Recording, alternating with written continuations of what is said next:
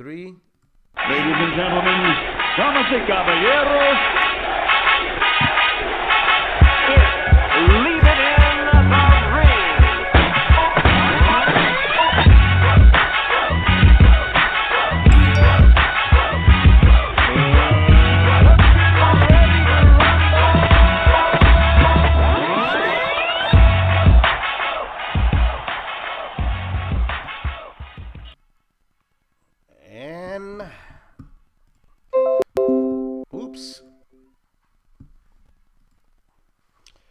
And welcome back to another edition of LIITR Radio. I'm your host, Dave Duenez, with my co-host, Amilcar. What's going on, brother? Having I'm good, Dave. difficulties.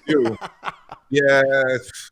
It wouldn't be a show if we weren't struggling at the last minute to figure out the audio and video tech, but we got it together. I know, and I forgot to take off the web browser. I forgot to, take it off, and so that's why I was like hearing double right now. I'm like, wait a minute, what's going on here?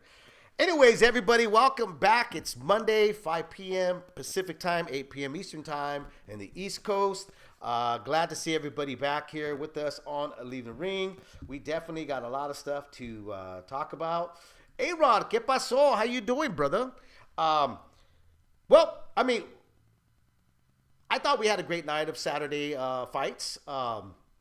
Pretty much going on, pretty much what I thought was going to end up coming down. We didn't have a chance to do our prediction or what Danny Garcia had to do, but I obviously thought he was going to be a live underdog, and we did on the roundtable on Thursday. That's right. Right, Leaving in the Ring roundtable.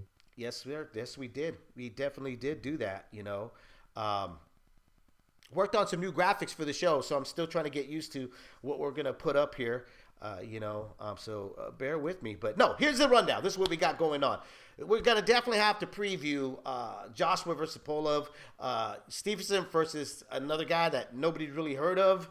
And then we're going to talk about a very anticipated fight for the new year to start off February after the Garcia and Campbell fight. The big news there, Amilcar, Floyd Mayweather is going to be fighting a YouTuber.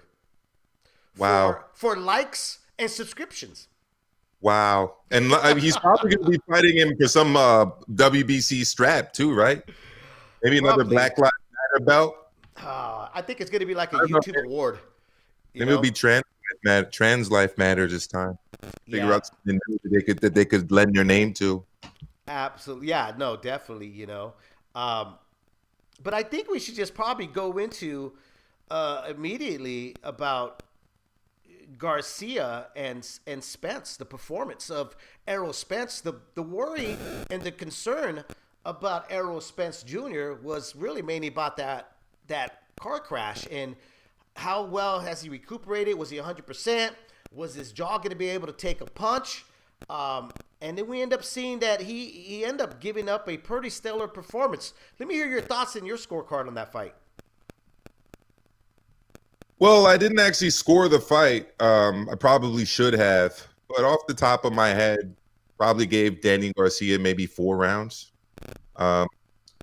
It's that kind of fight, 8-4, maybe 9-3, maybe 7-5. Anywhere within that range would have been good. I mean, look, Danny Garcia is a counterpuncher. We said it before the fight. His dad mentioned it during the fight. Yes. He was waiting to land the perfect shot, and Errol Spence didn't really let him land the perfect shot. And Errol Spence is someone who in the past had kind of, walked back straight after his punches. And, maybe that would have let people think that, he'd be susceptible to that kind of Danny Garcia straight right counter. But he was stepping around him. He was using his jab. On the inside, he really didn't give Danny Garcia much room to work, and no, he was throwing. Unfortunately, Danny Garcia wasn't countering enough. Early Sunday morning here in New York, late Saturday night your time out there on the West Coast, Dave. Right. I did a post fight with G Funky, and I said on that post fight that I was waiting for Danny Garcia to do what he did in the last 15 seconds of the round, early in the final round, earlier in the fight. Last 15 seconds of the fight, he's throwing combinations. He's going for it. He needed to do more of that if he was going to win. His dad was asking for that. you know? And his dad, I got to tell you this. I would say around like 5 or 6. Was it me or did Angel Garcia also sounded defeated?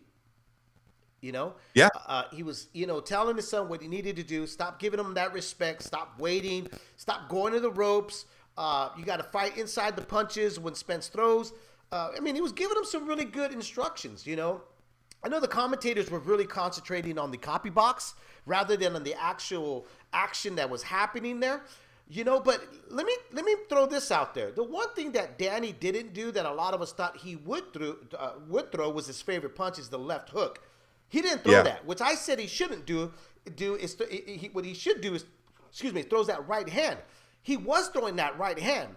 The thing is, though, is that Danny doesn't set up punches at all.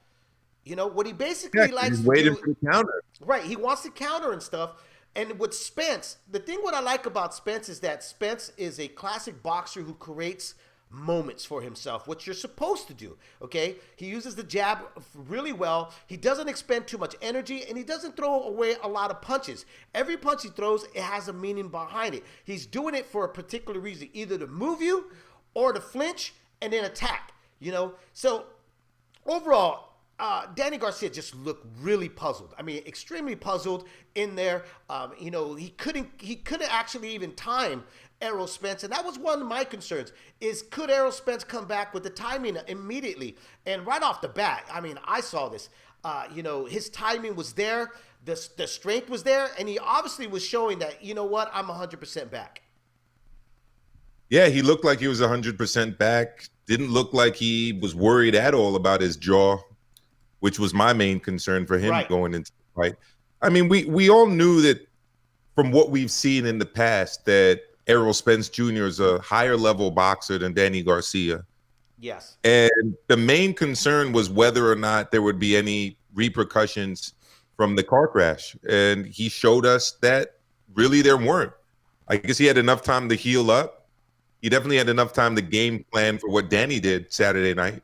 And I thought it was a very solid performance. I thought so too. You know, I definitely thought that, you know what, he just kind of picked up where he left off, you know, and really up against Danny Garcia. I mean, he definitely showed he has the poise. He definitely shows that he still has the IQ up there. Nothing seemed to bother him. Even when Danny did land some good solid shots, you know what, even when Danny was getting that last flurry in the last 15 seconds of the 12th round, I mean, you still saw a very calm, collective Errol Spence in there. You know, I mean, he's at home. When he's in the ring, it's that the one thing that we're starting to see with Errol Spence is that he's really comfortable in that ring. Yeah, he is. And I just posted in the chat, guys. It's 917-426-8296. If anyone wants to call in to speak to us, we have fixed our phone system, and we've got it running smoothly now for anyone who wants to call in. You were saying, Dave? I'll put that up right there right now. It's up on the screen if you guys want to call in. 917-426-8296. Let's talk boxing here on Leave the Ring. Definitely, let's say, Outlaw, what's up, brother? Chicano Prophet, A-Rod, everybody that came through, thank you for coming through. Sorry about that. I'm over here just grabbing things and throwing it all over the place here.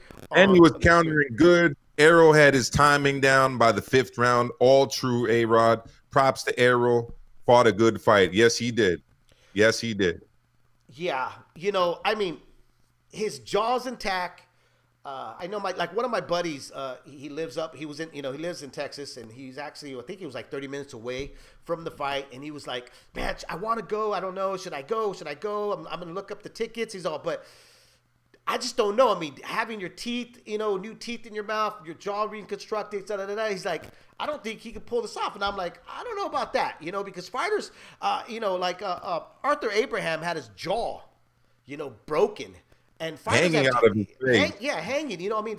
Boxers and fighters go through a lot. There is no such thing as 100% with a fighter. They're going to obviously tell you that there's 100%. leading into the fight, but they always end up either telling the truth after the fight or years down the line. You'll find out, like, either I had a cold, my left arm was hurting, my knee was hurting, my ankle I had a sprain in my ankle. There's always something. It's very rare that you find out our fighters are 100%. With Errol Spence, man, it's really hard to pick whether or not he wasn't 100% in that fight, because like I said, his performance was 100% of what I saw. He controlled every round. It's not like Danny wasn't trying. I really thought Danny was trying, but the jab of Spence really puzzled him. The movement of Spence puzzled him.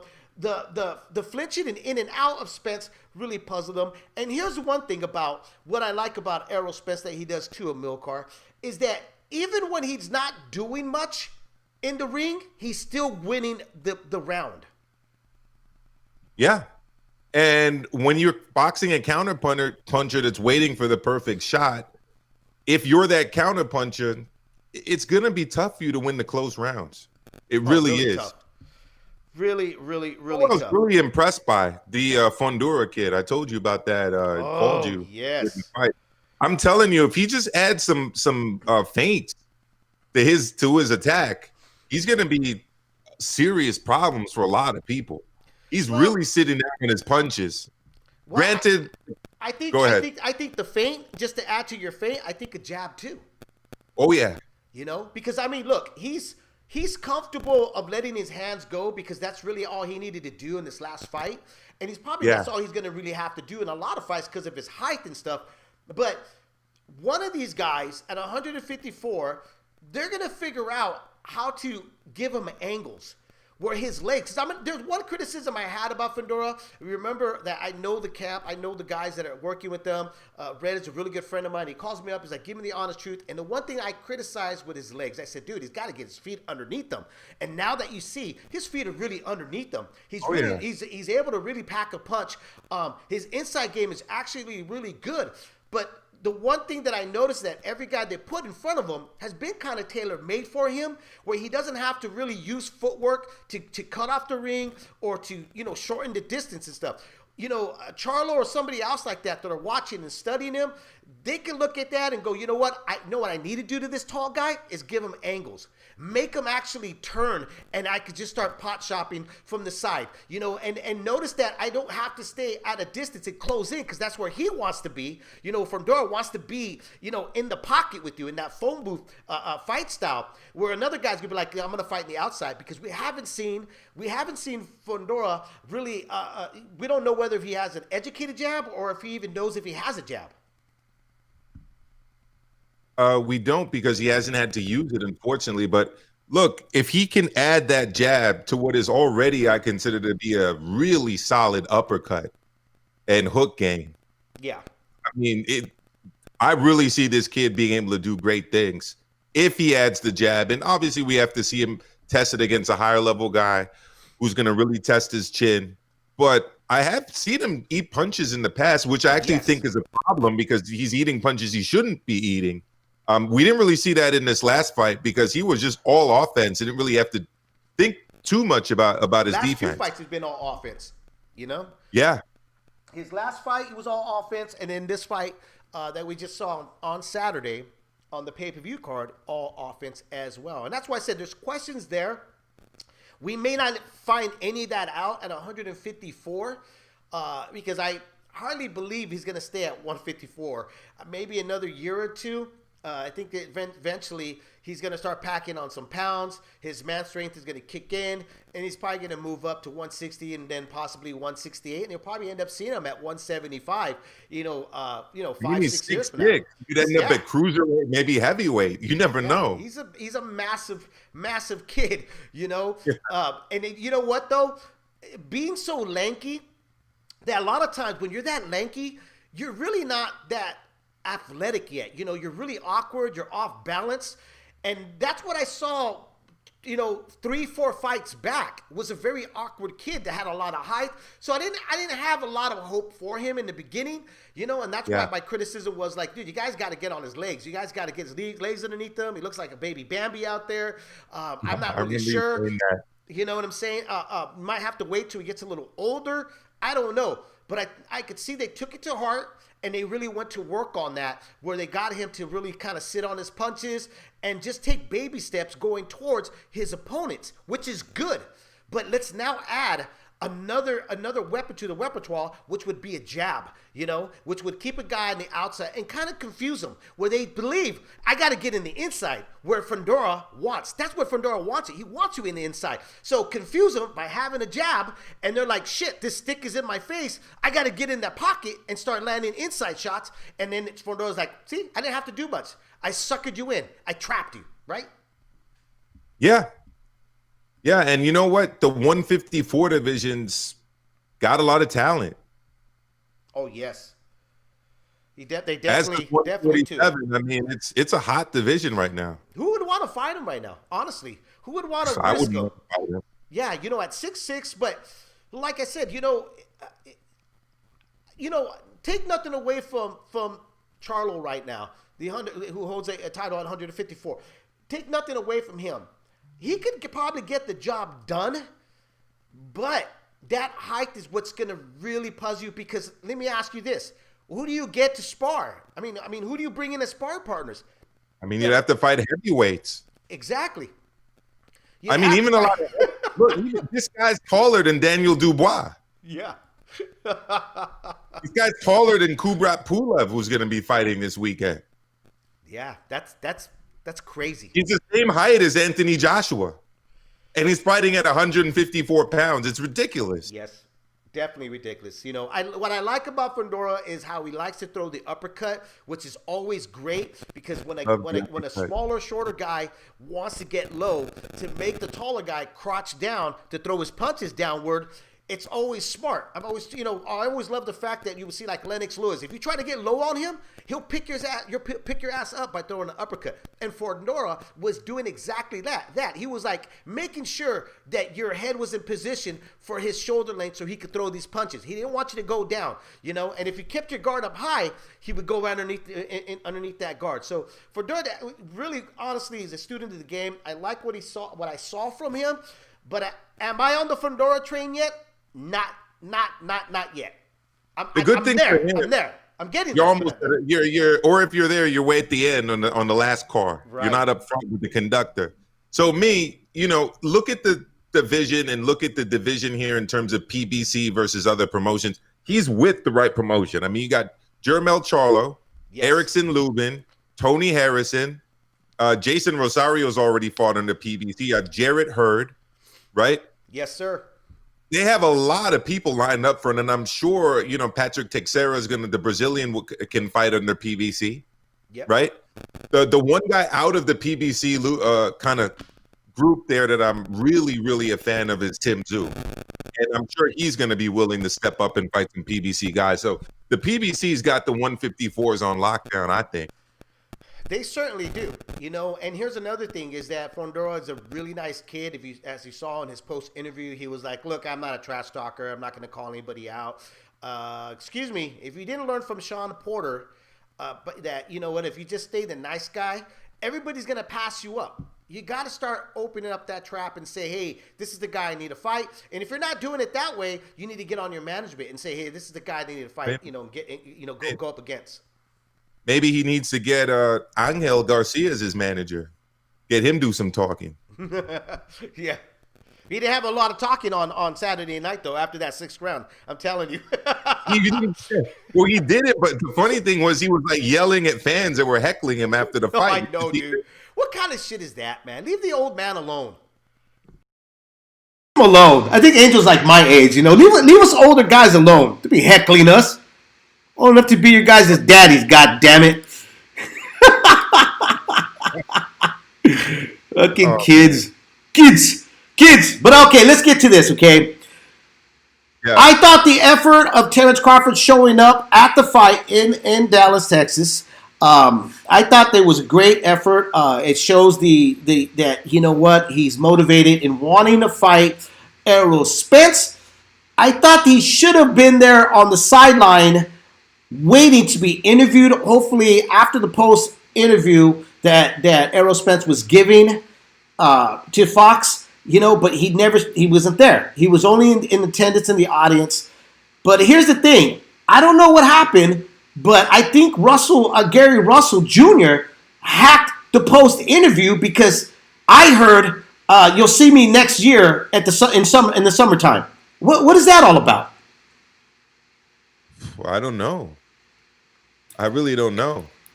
I mean, I know they've got beef going back to their times as amateurs, but does a guy who's 130 really want to step up and fight? No, what I'm saying is that Errol Spence sounded exactly like Gary Russell Jr. by saying you'll see me next year in the summertime. Okay, I was confused there because I did hear in the past that Crawford and Russell had some beef, so I got a little confused there. No, I see what you're saying. What he's probably alluding to is the fact that Terrence Crawford's going to be out of his top-ranked contract by then. And they don't want to leave any money off the table, meaning they don't want to give a piece of the pie to Bob Arum. So why not just wait? I mean, I hope the fight... It has to happen. Listen, let me ask you this. Do you feel like it needs to happen 2021? Guys that are tuning in right now, do you guys feel like it has to happen for 2021? Because if it doesn't, then it's just going to die out. Like the right now... like being pumped for it is eventually you're just not going to have any interest for it. It can go a couple of ways. It can go to, unfortunately, I hope this never happens, but to where Bo Lewis went, which has never happened. Right. And a fight we always wanted to see that never happened. It could Gamboa and Lopez, which it never happened. Gamboa Lopez, a similar story, or it could go, unfortunately, Manny Floyd. Happens, but happens too late, right? Yeah. A-Rod is saying early 2022. Right now, they're in their primes, but that's what I'm saying. It has to happen now. For much longer, but he's not going to be in his athletic prime for much longer. He's already 33, about to be 34. Yeah. So the fight does need to happen soon. It needs to happen soon. Special fight, meaningful fight that we all want it to be. I just don't want the air to be let out of the balloon for this fight. The steam is there. Go after it, And I thought the initiative should have been Terrence Crawford going up there, doing a Hector Camacho Sr. rant, calling the guy out, or even like Pernell Whitaker back in the day. He jumped in the ring. After you won the fight, he would jump in the ring and say, hey, I want to fight you. Let's make this happen. This is how you get the fans behind you.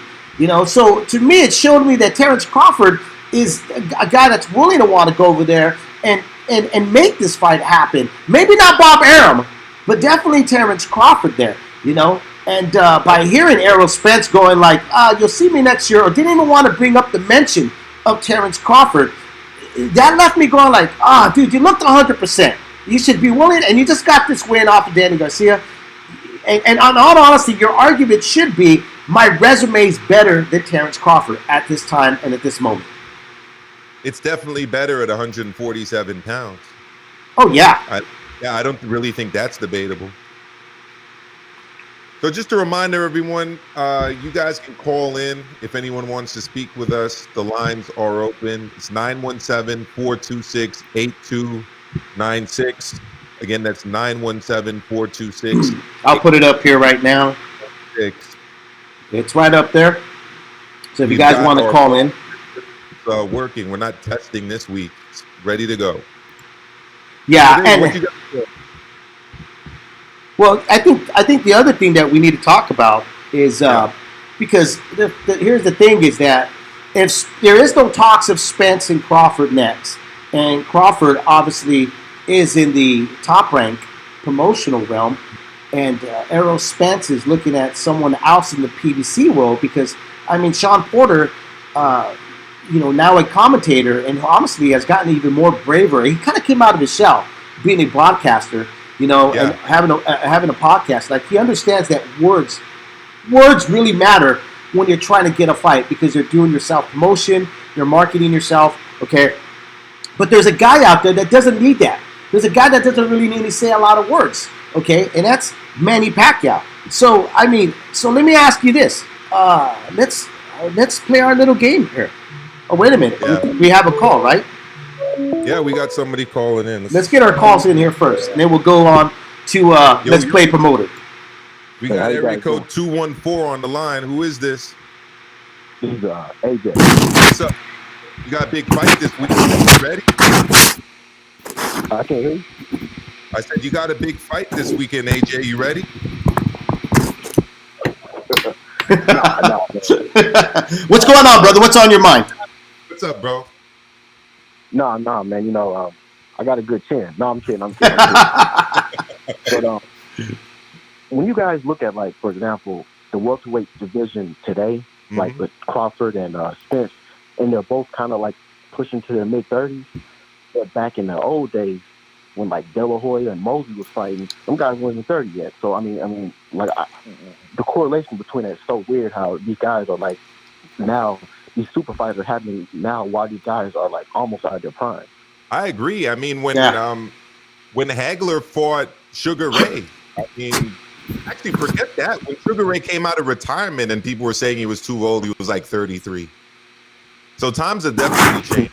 You know, sports and see that athletes are getting bigger, stronger, faster, and are prolonging their careers. We look at a guy like LeBron and the success he's had in his mid and now entering into his late 30s. But you're absolutely right. It's totally changed. What you think, Dave? Well, yeah, I mean, I think it's changed, though, because of the economics, you know. Money value is completely different than what it was then, you know. Fighters at that time, they had to fight these big fights in order to get those big paydays. Fighters nowadays, they don't really have to do a lot of that, you know. If they have over 100,000 followers on Instagram, they have negotiating power. That's not a bad thing, but it's a bad thing for us fight fans because we don't end up getting the fights we want to see, you know. Yeah, it looks like AJ dropped off, but thanks for your call, AJ. Please call again. Yeah, London Left Hook Combo puts out there's just too much marinating.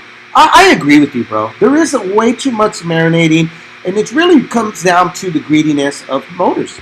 You know, I mean, think about this, okay? Look, some people are going to go like, oh, you're a top-ranked hater. Then there's some people that are going to say, oh, you're a PBC hater. Oh, you're a DAZN hater. Dave, you're just a hater. Okay, just label me a hater. But I look at certain things, I go, what promoter, honestly, has been out there that's always tried to keep in-house fighting? You know, try to keep their fighter in-house to use all their resources before they decide to go, let's go for the big fights, okay? Bob's notorious for it. He's very notorious of it, okay? We didn't get Gamboa and Lopez. We didn't get Mayweather and Pacquiao till late. You know, he's poor version of Marquez Pacquiao. Yeah, you know. And here's another thing: is that Terrence Crawford. I mean, if you look at his welterweights, I mean, there's a reason why he's not above Errol Spence right now. Okay, look at the guys that he's been facing and look at the guys that Spence has been facing. It's a little bit better. It's not much better, but it's far better than that, you know. And Bob Arum and Top Rank are okay with feeding Terrence Crawford these crops of guys that they have available, because if you look at the history of every other Top Rank, look at Miguel Cotto. Miguel Cotto was getting fed a lot of guys that really didn't even fight at that time. Even Manny Pacquiao. Manny Pacquiao was fighting guys who were out of their prime, that wasn't even that weight division. I mean, it's a trend that he has a lot to do with, you know. So, but here in Errol Spence as well, I mean, he's got to be at fault. If he's not talking about Crawford, there's a problem there. Yeah, absolutely. So you wanted to play promoter for a second, right there? A lot of guys that really didn't even fight. Absolutely, I did. Yeah, but I answered Don's question really quick. What do you guys think about Anthony Yard? I hate the Mayweather style for him, man. We were talking about this, me and Amilcar, on Saturday morning about this fight. Anthony Yard is his kryptonite is a jab. He just doesn't know how to get around it, you know. And that, you know, that whole Floyd Mayweather shoulder, bro. We were talking about this in the car, and I was like, you know what that really stems from is that guys don't actually even incorporate it when they're hitting the hands mitts or they're hitting the heavy bag. If you look at Floyd, he incorporates it. You know, it's actually a timing, and it's actually a way for him to counter back. Okay, and if you're not doing any of that, it's not going to work. You know, and these guys are actually thinking of that this is a real defense move. It is. But it's a defense move to counter back, okay? And it takes time, and it takes a lot of time to learn it and use it, and then learn it to use it when you need it, okay? Anthony Yarde is just watching tapes of Floyd and goes, it works for the champ. It works for this guy. You know, he got through his fights and all that throughout his whole career. And the truth is that, you know what? If you don't know how to use it and you don't understand what it's there for, there's no point of using that, okay? Here's another thing. A lot of trainers nowadays, they don't even teach you how to jab.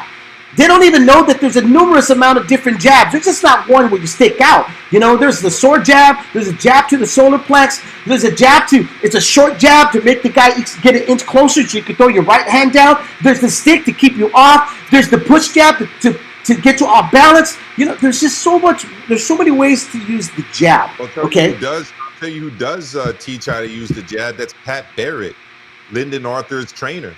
And Lyndon Arthur was peppering Anthony Yarde with the jab. I mean, Lyndon Arthur was putting the jab in clinic. And he essentially beat him with one hand. He had a hurt right hand. Yeah. And he just jabbed his ass off. And I was really looking forward to watching that fight. I mentioned it on the roundtable. I mentioned that I was more excited about that fight. George Joyce, man. George Joyce won his fight off a jab. Solely his jab. But I was more excited about that fight in England than I was about the Martin Murray-Billy Joe Saunders fight. And the reason was I thought it was going to be much more competitive. And I thought that Lyndon Arthur had a really good shot at outboxing Anthony Yarde, and that's exactly what he did. Absolutely, and that's exactly what he did, you know. I only watched the highlights. I didn't catch the whole fight because I kind of figured, and as soon as I saw that jab started, you know, that was being established. It's the same thing with Danny Garcia. He couldn't get past Errol Spence's jab. He was having a lot of problems with it.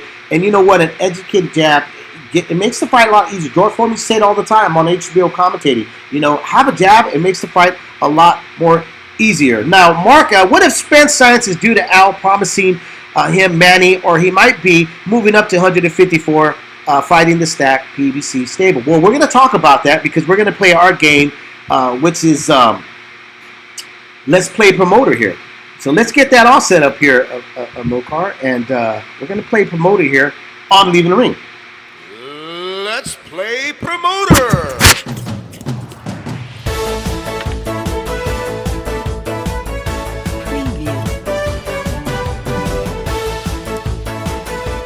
Well, so here's my question to everybody out there, okay? If you were the promoter of Errol Spence Jr. and you just got this great performance over Danny Garcia, was pretty much a dominant performance, a shutout over Danny Garcia, what route would you really want to take? Would you want to go after Terrence Crawford to be the unified welterweight champion of the world, or would you rather go after Manny Pacquiao, an international star who really, honestly, people keep saying that he's on his way out, but he keeps proving that I'm here to stay. I still got a lot still left in me. Amilcar, what route do you take? I mean, if you're Errol Spence or Terrence Crawford, you have to go after the other guy. So that's the fight that those two guys need to be chasing. Chasing Manny at this point, I really don't see the point other than chasing the dollar, which I guess is an important thing to chase. But let's face facts, the guy's entering his mid-40s. Right. What really should you be proving against a guy like that?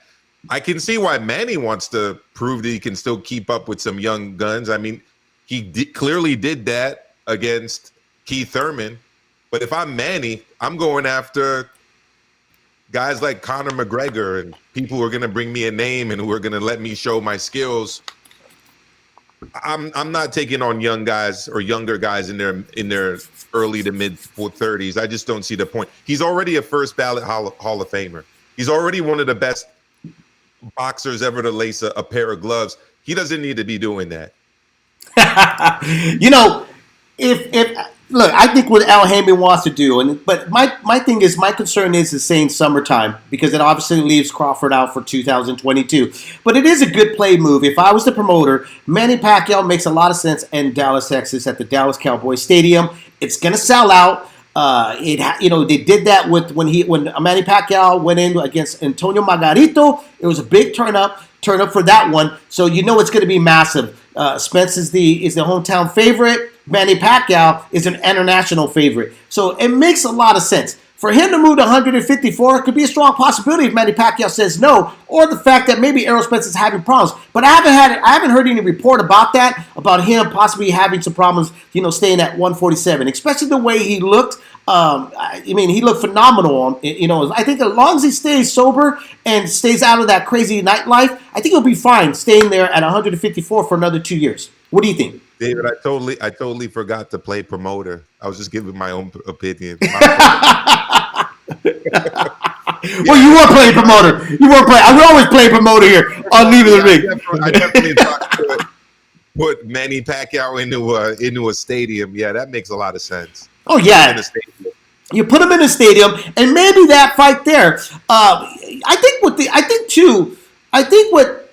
maybe if I was a promoter, and I could be wrong with this, but I'm maybe thinking like, is there enough? Has it generated enough? Not just the hardcore fans, they want it. Okay, they want it as much as like they wanted Timothy Bradley versus Devon Alexander. And if I'm looking at it pro like that, I'm going like, well, I know the hardcore fans want it, but do the mass want it? Because let's be honest here, Crawford is not a household name yet. No, he's not. And if you're a promoter, you essentially do what Jeff Horn's promoters did. You drive a dump truck full of cash, you reverse it on a Manny Pacquiao's lawn in the Philippines, and you invite him to a stadium fight. Unfortunately for Manny, that turned out to him losing against Jeff Horn. But at this point in his career, Manny's going to be doing the show, big business fights, the spectacle fights, the fights that are going to be in stadiums, just like you said. Yep. Anything less than that, I honestly don't think it's worth Manny's time. Exactly. But here's the thing. If you're Manny, who's essentially a self-promoter now, play promoter there. Who do you face? If I'm him, I'm taking on an MMA guy like Conor McGregor. That's what I thought. That's what I thought. You know what I mean? Because let's play promoter. Let's go after Errol Spence. You're obviously going to be the real underdog in that fight. You're going to have issues with them because Errol Spence is a big welterweight. He's a young welterweight. He's got a good jab, great boxing fundamentals. If I was a promoter, I would say, Manny, let's take that fight. Because if you lose, there's no shame in losing that fight. Because you can still get the Conor McGregor fight, which is another big fight that people will still come out to watch. Wouldn't they? Yeah. And you could do that fight in England. You could do that fight in Ireland. You could do that fight in, name the country. Conor McGregor is a big star too. So obviously in the United States, you could probably do that fight in Dallas, Texas, Arlington, Texas. Even Vegas. Go out to the Raiders Stadium. The Raiders, yeah, it's a massive event there because the one thing we know with Manny and McGregor is that there's going to be a knockout. Manny's going to go for that knockout, Yeah, and by knockout, McGregor's getting knocked out. Yeah, that's what I mean. Yeah, Manny's going to go for that knockout. You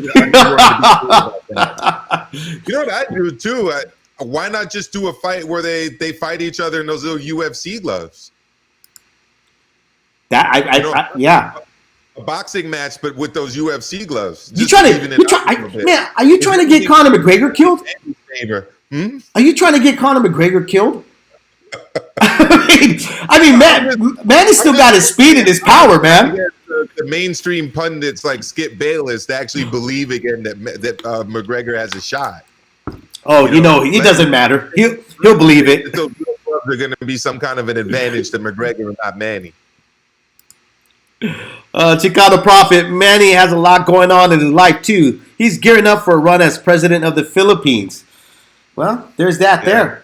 There's a great documentary, if anyone has Showtime, by the way, on Esmeralda Marcos, Philippines, and like the political dynasty there.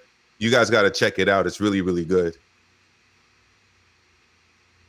And they kind of talk about the politics there. You can kind of relate it to what Manny's doing, unfortunately. Arrogant Boxing said Manny is chasing Conor. He even signed with the same management company. Hey, see? That's what I'm saying. We're playing promoter. I'm the promoter. I'm like, look, Manny, listen. You probably believe you're going to beat Spence, but a lot of us don't. let's go make a shitload of money in Dallas Stadium, the Cowboy Stadium, fight Spence. You're going to give a valiant effort. We all know that because he's a warrior. One thing about Manny, he shows up to fight, okay? He tries his best. Even when he's injured, he tries his best, okay? I expect what the outcome of what we saw with Floyd Mayweather against Manny Pacquiao would be the same outcome of what Errol Spence would do to Manny. I don't think he would stop Manny Pacquiao, but I think he would raise your shot, just too sharp, chop him up a bit, beat him up, and he would end up leaving Manny's face the way Danny Garcia walked away after that 12th round. I would say that's what's going to happen. But let's go for the golden goose after that, which would be Conor McGregor. Boom. Yeah. See, I'm thinking for Manny's sake. I'm playing promoter. I'm Manny's promoter right now. Well, I mean, okay. How about Crawford's promoter? In their prime, fight themselves in their prime. Because you know what? None of those dudes are fucking with Manny 10, 15 years ago. Oh, no. No, nobody was. The Manny who fought against Margarito and others at that time of his career, Cotto, Haddon, that Manny's a problem for all of these guys. Exactly. No, I agree. But let's go play promoter. We're still playing promoter here. Guys, if you guys want to call in, you certainly can. 917-426-8296. We're really going for Manny here. Are they? How about the huge hand speed advantage over Spence based on what I saw Saturday? He's probably right about that. Times in too. I think Manny stops Spence! Exclamation mark. Sorry, Errol Spence. Sorry, let me read that properly. Errol couldn't stop either undersized Garcia. This is true. No, he couldn't. True. He couldn't. But I still think that Spence carried Garcia, though. I think Spence carried him. To tell you the truth, the first Garcia or the second? Mikey. I think he carried Mikey. Yeah, I think he carried him too. Yeah, I think he tried to knock out Garcia, but I think that what I think there's a thing with Spence that I'm starting to see is the trend with him is that he's comfortable outboxing you. He's comfortable doing the right moves and not overcommitting or making mistakes the way we've seen with Terrence Crawford. Absolutely. Crawford makes those mistakes because Crawford's willing to go in the fire. Like, it would have been a completely different fight if it was Danny Garcia and Terrence Crawford, in my opinion. Because Crawford would have left openings there for Danny to land some of those big shots, where Errol Spence left very small margins of error in that fight. Mm-hmm. So I ask you guys this: if you're Terrence Crawford's promoter, what do you do next for him? If no Errol Spence, where do we put him at? Where do we go after? What do we do with him? If you're Terrence Crawford's promoter, you don't re-sign him to that massive contract. That's what I would do. Yeah, I agree with you. Because I wouldn't know what to do with them next. If I can't get Errol Spence, I could have like three mansions in Beverly Hills for what I'm his promoter, right? I get to say that. Exactly. I'd have like a two bath condo in Cabo. Okay, I'd have a mansion in Beverly Hills, maybe a couple performance sports cars. Let me get out of this contract. I don't want to be a promoter anymore. I'm out. Sean Porter, yeah. Well, Sean Porter wants him. Andre, he does. He wants him. It's Crawford that doesn't want him. Or maybe Aaron got in his ear and said, like, no, you don't need him right now. You don't need him right now, If I'm playing promoter, I would be Terrence Crawford. I'd be my own promoter.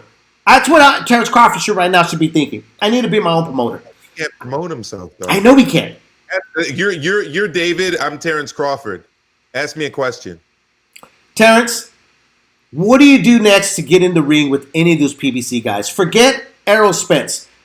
Are you going to try to make a fight with Sean Porter or any of the other guys? You hear that here? That's crickets. Is that crickets? I thought Crawford. Terrence would have answered another way, but crickets. Yeah, Jesus. All right, man. Let's move on here on Leaving Ring. If you want to call in, you certainly can. 917-426-8296. I agree with everybody. Porter. It has to be Porter. Yes, it has to be Porter. I love to see Porter. Andre says, free agent is the future. Michael Hunter is now a free agent. Chicano Prophet.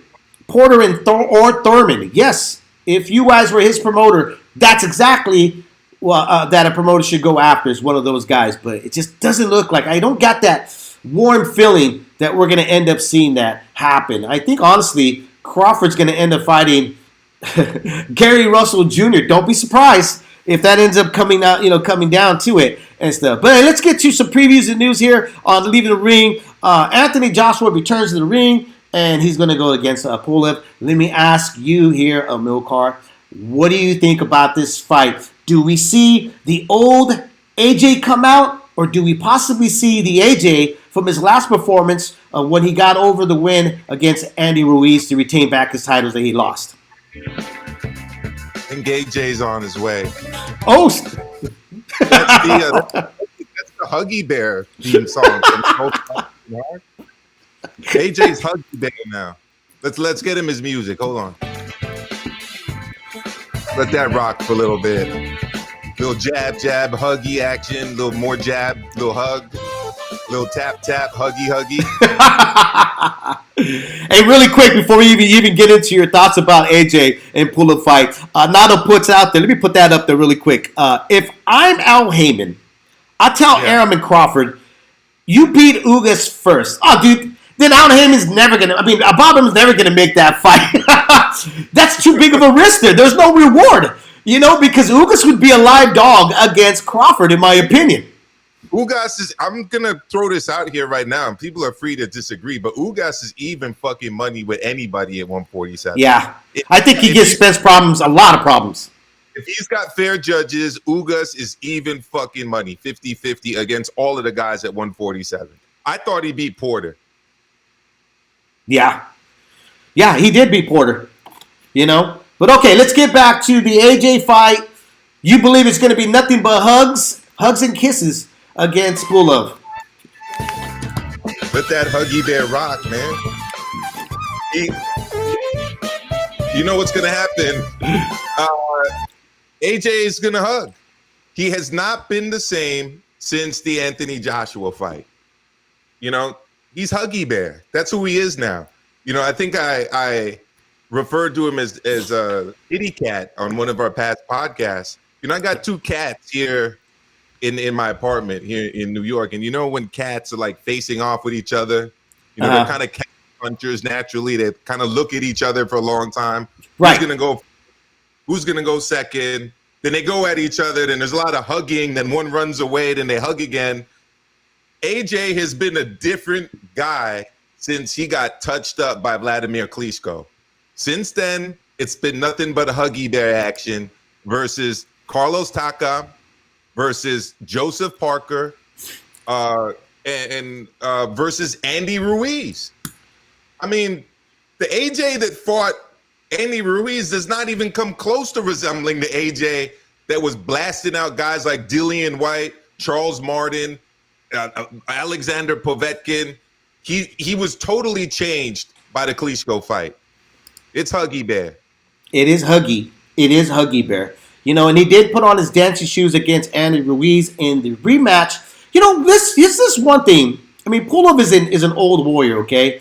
He hasn't looked that great. His only chance is to land a big punch on, Anthony Joshua if Anthony Joshua decides to stay there, okay?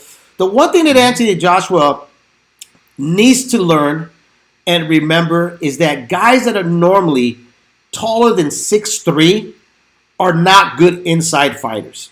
Lennox Lewis learned that. The Klitschko's learned that. He's got to learn how to use his height. He's got to learn how to use a jab. He's got to learn how to use a straight right. He's got to learn that when you get in close, you grab and you hold. You do the Huggy Bear, move, okay? But I'm just very curious of, and I think it's too soon to find out whether AJ has found who he really is. I think he's always struggled. He's a very athletic guy, but I don't think he's a fighter. Okay, we all know that he's not a fighter. He started boxing late. You know, he's not like a Tyson Fury who grew up in the fight game. That's why Tyson Fury is kind of like a freak in nature. He's the only guy that I know could be 6'7" and knows how to fight in the inside and knows how to box. 6'9". Oh, 6'9". Yeah, that's right. Or Lennox Lewis, who started boxing in his early teens. You know, Lennox Lewis could box. And let's face facts, like he iced most of his opponents. And when he got knocked out, he didn't dance around in the rematch and hug and try to disengage. He went right at Rahman and sparked him. Well, he set him up. You Absolutely. know, he set him up, and we just haven't seen that from AJ, and that just tells you the inexperience that AJ has. You know, because Lennox, I mean, he had a pedigree there. You know, so for him to go back to the drawing board, he understood he could do that because you're always going to fall down first before you get up, before you get in the pro rankings. You're going to have disappointments. Guys got to learn how to lose before they learn how to win. And when you see champions come back from a loss, and especially like an explosive loss the way Lennox Lewis or even the way Latimer Klitschko lost, to see them come back and become dominant, that tells you everything about them. You know, that they're on a different mindset. With Anthony Joshua, I'm not sure if he can get there. We're going to find out with Pulev. And Pulev is the perfect opponent to build your confidence, to get that confidence back, right? And I hope I'm wrong because I'd like to see a guy take it to Fury when they eventually meet. I'd like to see a guy that wants to box and like go into the fire and really trade and go to war. Unfortunately, right now, I'm not really seeing that. And if I see more of the Huggy Bear on Saturday, I'm going to still be excited about the Fury fight. Put that music on. Put that music back on for the Huggy Bear.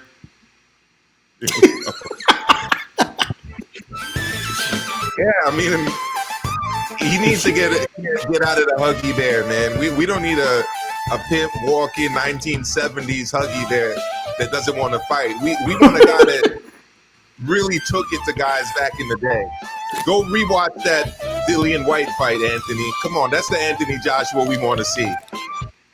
So let me ask you, what's your prediction with this fight? You think Pulev has a chance of beating Anthony Joshua? I mean, if he's hugging or if he's running, nothing. Joshua's got his size and his hugging to a 12-round unanimous decision. You think it's going to be an ugly, boring fight? Yeah. That's what you're saying. That's your prediction. Are you 100 about it? I don't want to say 100. Come on, man. Do we need? Let me ask you this: do we need Paula White back to call in to give us the ooga wooga ooga to see if AJ will drop the Huggy Bear style? The last time I was 100% in terms of a fight with Anthony Joshua, I was dead ass wrong. And that's against Andy Ruiz. I did not see that happen. Well, I tell you this. This goes my prediction here with Anthony Joshua. Anthony Joshua has to do something in showing that he's really back into the talks of facing Tyson Fury. I mean, look, I don't think he'll be out of the talks. I think he'll be the easy prey of the top heavyweight guys out there that would want a piece of Anthony Joshua. If they wanted a piece of him back then, they're really going to want a piece of him now. Okay, so to me, it's really fighting for the respect. Okay, does he have it in him to fight for that respect? I'm not really sure.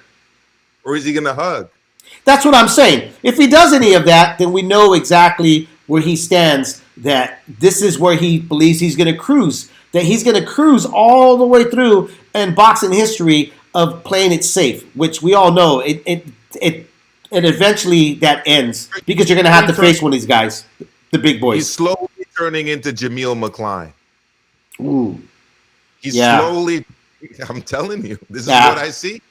He's slowly turning into Jameel McCline. Oh, you're ruthless. You're ruthless tonight. Lewis, heavyweight, but he's slowly going into the Jameel McCline heavyweight. And it's just lucky for him, he fought a guy who, ate his way out of the heavyweight championship of the world. Drank his way, ate his way, partied away his heavyweight championship. I mean, that's why Anthony Joshua still has his titles. Yep. Yep. So You know? I'm same thing here. I mean, if Pulev can get those old legs, oil them up, and move in there and create something with Anthony Joshua, because you can make him uncomfortable, which is in Yes, that you can. inside pocket, what forces him to open up and start throwing wide left hooks and rights. He can make something happen. But I still think that Anthony Joshua has the power to stop Pulev because he has so much wear and tear. But I'm going to go with you. I think the prediction is going to be a 12th round boring decision for Anthony Joshua. I don't think we're going to get anything. I don't think we're going to read anything out of Anthony Joshua that just other than the fact that he's comfortable holding on to these titles with the Huggy Bear style. They're already lining up the excuses too with stuff like, oh, there's not going to be a big crowd. You know, Anthony's used to fighting in a big crowd. This is going to be different. We don't know if he's going to get as excited for this. That's great. Oh, you're right. Oh To my me, God. the thing is, say what you will about Pulev. He's a good boxer, and he's smart enough and skilled enough to survive in a fight. Yeah. You know, he left the Klitschko because he was actually going for it. You know, Well, I think that. Well, I mean, but if no jab, if you have no jab, which I'm not sure Anthony Joshua is going to have a jab with this fight, I think he's going to rely on his athleticism, which is run and move and grab. That's where I say Pulev might have a chance. Because if he doesn't have to worry about a jab to keep him on the outside, and if he can bum rush Anthony Joshua the way Rockman did to Lennox Lewis, or the way Andy Ruiz was able to get to him, then he's got something. But does he have the legs and the hand speed to reach Anthony Joshua? I mean, take nothing away from Anthony. You can say whatever you want. He hugs him up, but he's still got power, and he's a big athletic heavyweight. He is. He's a big athletic heavyweight. Absolutely. And the thing is, his instinct used to be to trade and go to war when he got hit, which is actually what caused the knockout with Andy Ruiz. He got too overconfident. He went in there trying to hook with a guy who's shorter and with shorter arms in him. And then when he got hooked, he did try to fight for a little bit. But Rob McCracken out there in England, they've been working on survival. That's what for the second fight. They worked on survival. They worked on not engaging when you get touched. Right. And you saw it in the match. He got touched, and it was almost like, oh, I want to fight. Oh, no, wait a second. I got to go defensive, and I've got to hug. You could see it. You could see it playing out in the fight. Personally, I would have liked to see him do what Fury did and get with a offensive-minded trainer that really focuses on the jab, like Sugar Hill out of the Kronk gym. I think that would have been really good for Anthony Joshua. I think personally that he's met his limits with Rob McCracken. And Rob McCracken's actually doing him a disservice at this point, at least in terms of having him be an exciting fighter. Well, that's why we watch the fights, to see what's going to happen next, and let's see where AJ's at in his mindset right now in his career. Could he get back to killer instinct? Could he come back? Could he, change the minds of all of us boxing fans and thinking that he may be a threat? Because right now, you got to admit, he is the weakest link in the heavyweight division. It's a lot of this on Saturday. Get ready for it. Oh, man. Well, here's the next question here. Floyd Mayweather made his announcement yesterday that he's going to get in with the YouTube star Logan Paul. Logan Paul lost this fight against KSI. And I don't know if he's fought anybody out after that. But I get a lot of these questions from casual fans, even from the locker room app, guys that do shows. They ask me to be on there. I just don't have the time. But, going like, do you think Floyd Mayweather's ruining his legacy? Yeah, absolutely he's ruining his legacy. But, that's the dumbest question, right? I mean, wouldn't you think he's ruining his legacy by fate? What is he getting out of fighting Jake Paul besides just a shitload of money? Oh, man, that's too funny. A guy that calls himself the greatest fighter of all time is fighting a guy that just lost to a guy that plays video games. Oh my God! Who's gonna buy this fight? Are you gonna buy the fight? Let me ask you that first off. You didn't buy the Tyson and Roy Jones fight, but would you buy this Floyd Mayweather versus Logan Paul fight? No, but I No? will find a scheme for it. Guys in the chat room, people that are listening right now, will you buy this fight? Do you think? I mean, at the price range that they're asking for a 24 something, what is it, $24.95, starting right now. If you buy it right now, that's where you get locked in. But then when it gets closer to the fight, I believe they're marking it up to like 69 something, almost close to $70. Getting closer to the fight night. I mean, who's gonna buy this fight? I'm just curious. Who's gonna buy this fight? Because I know a lot of folks got duped into buying the Mike Tyson and Roy Jones Jr., but at least those were two legendary fighters. We got one legendary fighter versus An 0-1 fighter that lost to a video game player.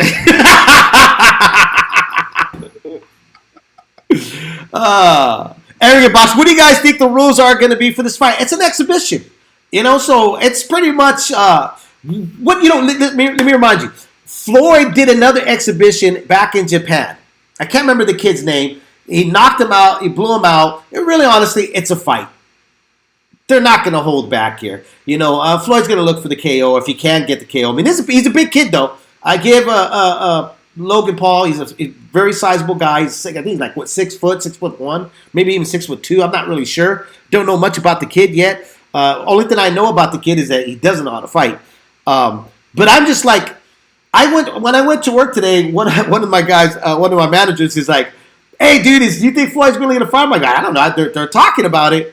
And he's like, that's going to be crazy, bro. Like, I don't know if I'm going to buy it, but I think it's going to be crazy. And I'm like, you know what, though? A lot of people probably end up buying it, especially these kids in this generation, these gamers. A lot of them are going to buy it. So I don't think it's not going to do well. I think it's actually going to do very well. But what I'm asking is my hardcore boxing brothers out there, are you going to buy it? I mean, next you're going to be hearing about Floyd fighting Brian Kenny or maybe Larry Merchant. Well, I'll tell you this. If nobody wants... Beef with those two guys? With who? Larry Merchant and Brian Kenny from back in the day. I like Chicano Prophet. He said, I'll order it. I won't order it, but I'll find a friend who probably will. I'll find the suckers. Is what you want to say, Chicano Prophet. I'll find the sucker. I know a lot of suckers that will buy that fight. If my compadre Pablo's listening, Pablo, everybody, we're all going down to your house, Bato, because we know you're going to find that fight. I really want to know, are you going to buy this fight? I want to know so bad that I wrote a song about it, Amilcar. Do you want to hear the song? I wrote a song about it. Okay? Let's check it out. Let's check it out here.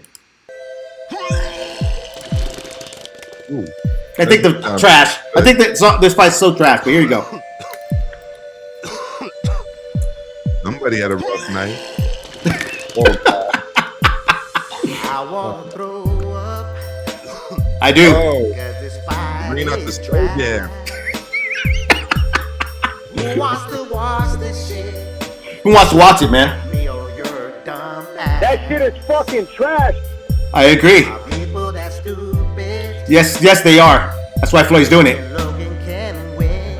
Are you serious right now? Are we that desperate? I think we are. Thank you, COVID-19. Get the fuck Now out. who's Oh, gonna buy it? Well, Are you serious right now? sorry, Gonna Tiger, buy it? you can't stream it pretty easily these Who's days. gonna buy it? That shit is fucking trash, dog. Get the fuck off. Oh, who's gonna buy it? Gotta eat dinner, man. That's gonna be. Does Floyd Mayweather still have a record label? Because I want to submit that to him and see if I can get that as a hit single. Filthy Rich Records, they're going strong. They are. They could use this track. Who's gonna buy it? Nobody. Nobody. Oh man, Floyd Mayweather. What is he gonna do against this kid Logan Paul? I think he's going to do exactly what he did to Conor McGregor. He's going to walk him down, let this kid spend all his energy. He's just going to pick him apart. That's what he should do, okay? But, dude, wouldn't it just be great if this kid did land a big shot and knock this fucker out for just disrespecting this sport? Which you can't. It's really hard to disrespect boxing. Boxing has just a million ways of finding a way of how to, kick itself in the balls and shit. But I just think it would be hilarious if that's the way Floyd ends his career, by getting dropped by a YouTube gamer guy.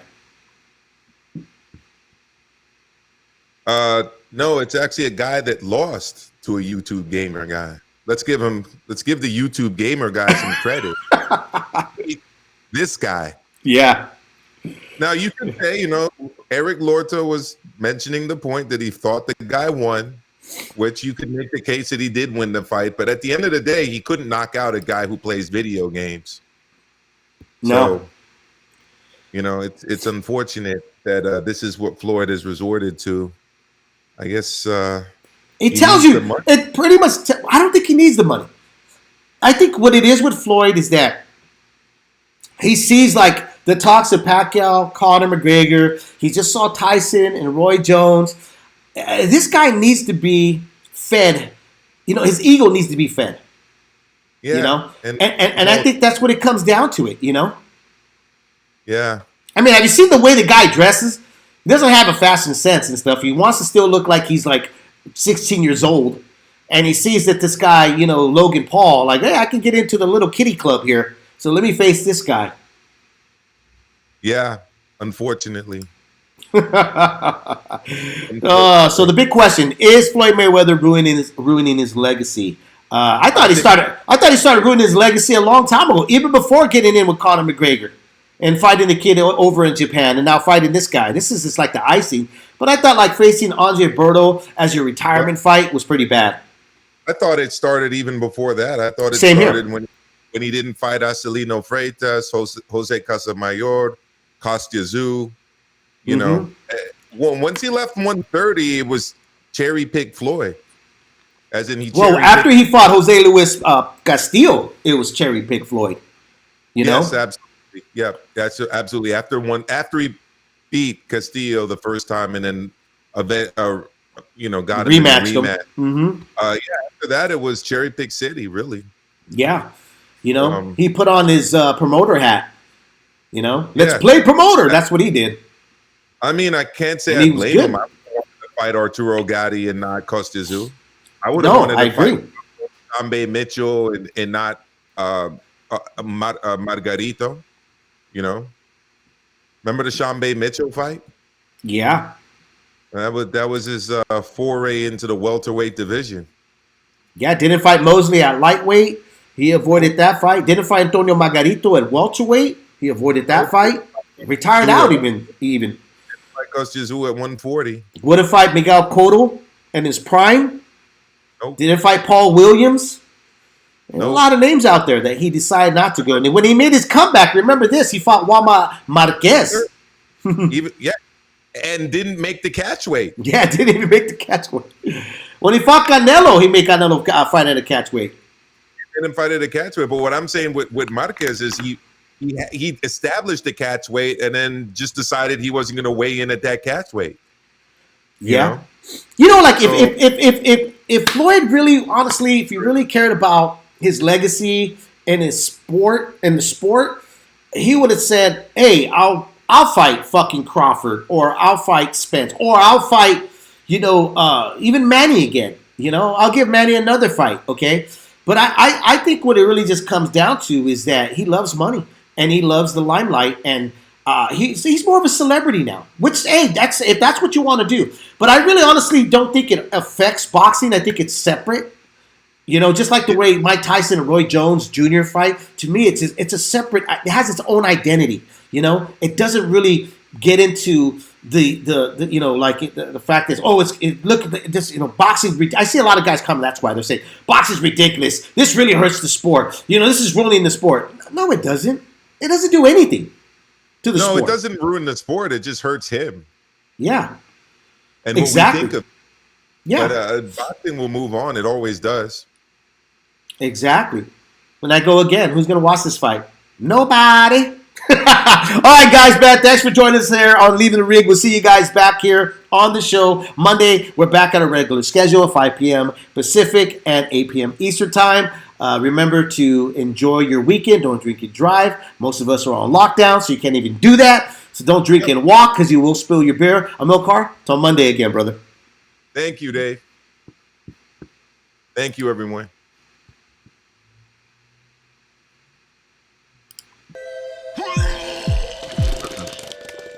Oh.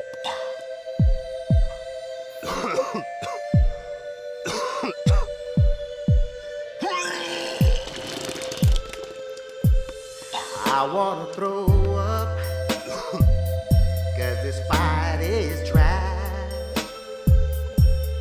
Who wants to watch this shit? Not me or your dumb ass. That shit is fucking trash. Are people that stupid, thinking Logan can win? Are you serious right now? Are we that desperate? Thank you, COVID-19. Get the fuck Now out. who's gonna buy it? Are you serious right now? Who's gonna buy it? Get the fuck out. Who's gonna buy it? That shit is fucking trash, dog. Get the fuck off.